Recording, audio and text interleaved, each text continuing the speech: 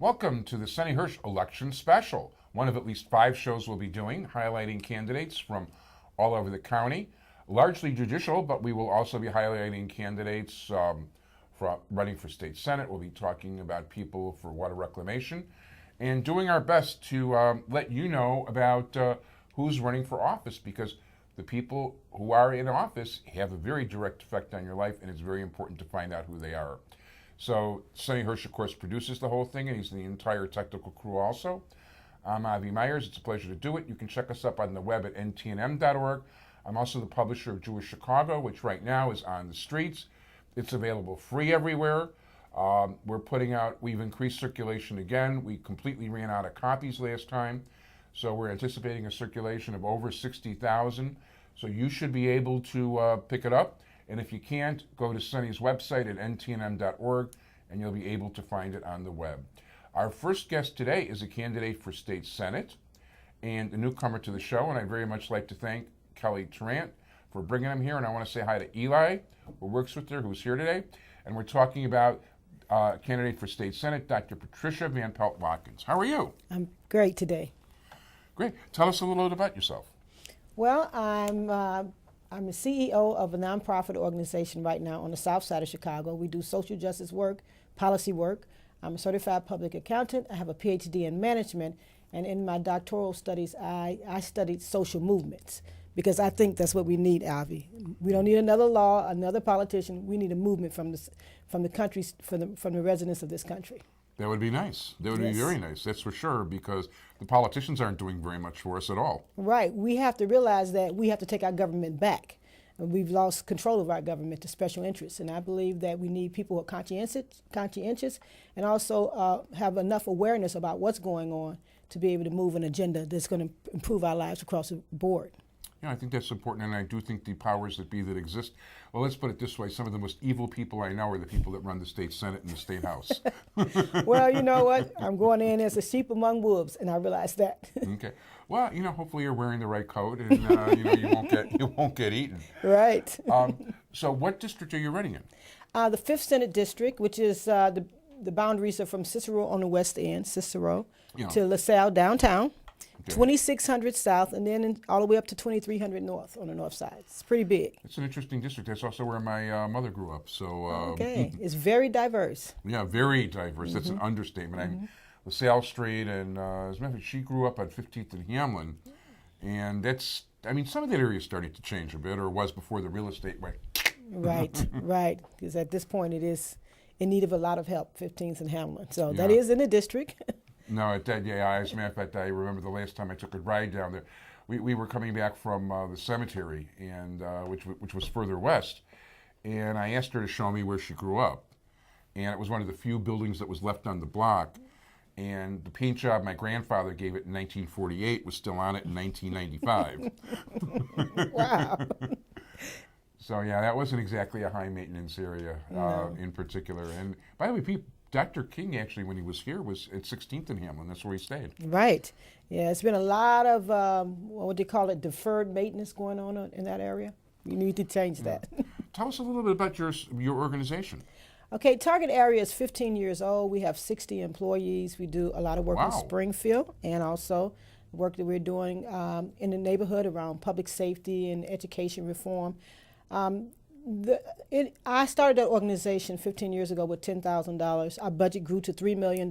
We were working in Springfield, pass a law here, pass a law there.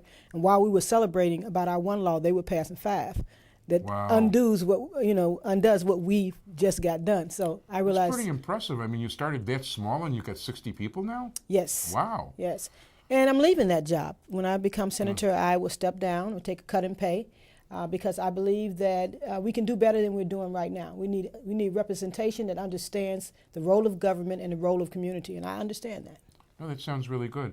By the way, one of the things that people don't realize, and this is something that is talked about inside, they never pass a so-called piece of campaign reform legislation until they figure out a way around it. Right, right. Because I worked with Change Illinois. I'm on the steering committee, and we worked to try to put caps, limitation on contributions. And before we could even get the ink dry on it, they were figuring out ways around it. So. Well, but by the way, or I think they understood it before the ink was dry. But the way right now, it's like you can give Mike Madigan about as much money as you want, and he can spread it the way he wants, or John Cullerton in the Senate. But regular people can't give that kind of money or distribute that kind of money. Right, and the thing is, we knew about that from the start, about the leaders. We knew that that was the next step, but we had no idea that Commonwealth Edison would find a way to get around the limitations that's on everyone else, and they did that in this last election. They did that, as a matter of fact. They very unfairly have hiked everybody's electric bill, and I guess if you're a stockholder of theirs, I'm not. You're doing okay, but if you're just a regular person, you're getting gouged again.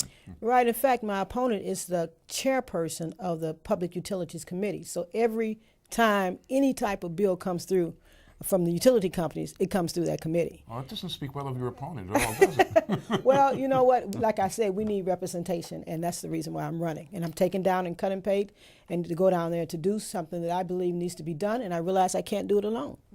Sounds good. So you've got a wide area. I mean, how are you going about campaigning?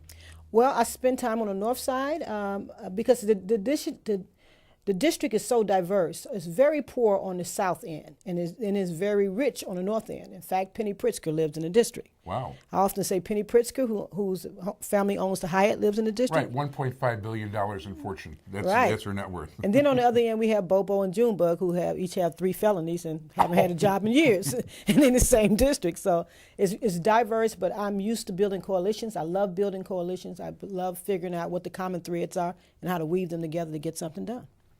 No, that sounds great. It sounds very worthwhile. Are you knocking on doors? Are you going to events? I mean, how do you go about it? Oh, well, so I've been knocking on doors since April. Wow. And I have signs up all over the neighborhood. In fact, the poll was just recently done by the Illinois Manufacturers Association. Yeah. They polled 32 races across the state, but only one in Chicago. And it was my race. And they found me to be 15 points ahead of my my opponent, who is the incumbent and have been in office for 12 years. That's very impressive. Right. So I count that to my door knocking, all the events I've been to, the programs I've held, and I guess people like me when they get to meet me. So. Cool. Well, no, you're a very likable person. And by the way, the fact that you got Kelly Tarrant and Eli working for you speaks highly of you also, because they're very picky about who they want to deal with. That I can promise you. Absolutely. And then I've been endorsed by Secretary of State Jesse White. One of my favorite people. And Don Clark Netsch. And also... I know her. She actually, when I ran for delegate to the Democratic Convention and more years ago than I want to care to admit, she signed that petition. Okay. And the Alderman Bob Fioretti on the west side. Another great guy. Walter Burnett and lots of bishops and pastors, because in the black area it's important to get into churches and make sure that you get a chance to make your presentations. And I won their support, so I'm very excited about it. No, you've got some very important people there, and that sounds like you've got a major campaign going. Do you realize if you win, you will have about the longest title and name? I mean, I won't be able to fit you on the screen because it'll be State Senator Dr. Patricia Van Pelt Watkins. And some people add Reverend in there, too. You're a Reverend also? Yes, I am. I ran out of ink. That's all right. You can call me Patricia, and that'll be great. The thing is, we got to get the work done. No, that's cool. And by the way, on Facebook, you're Patricia Watkins. Oh, okay. It's a simpler one. No, that we know. So, because we're friends on Facebook. And by the way, this is like most of my friends on Facebook, this is the first time I'm meeting her. But Kelly's good people, and I'm always here. When Kelly recommends somebody, I'm always happy to put them on the air. So if people want to contact your campaign, contact you? Yes, you can go to www.patriciaforillinois.com. patriciaforillinois.com. That sounds good. And, so you're mobilized, all the rest of it. And any other issues? We've got 1 minute left. Any other issues you want to talk about? Or? Well, I think that we have one with prisoner reentry, and I think that should be one of the main issues we focus on, because it's costing us billions of dollars to the state every year. We have 44,000 people returning to communities every year. We all pay for that when they come back, and when they commit crime and go back, we pay for housing and shelter, food, and everything else. Again, we had to break the cycle. No, that sounds really good. So once again, www.patriciaforillinois.com. Yes. We want to thank you very much, Dr. Patricia Van Pelt Watkins, and we want you a lot of luck in the election. Thank you, Avi. Thank you.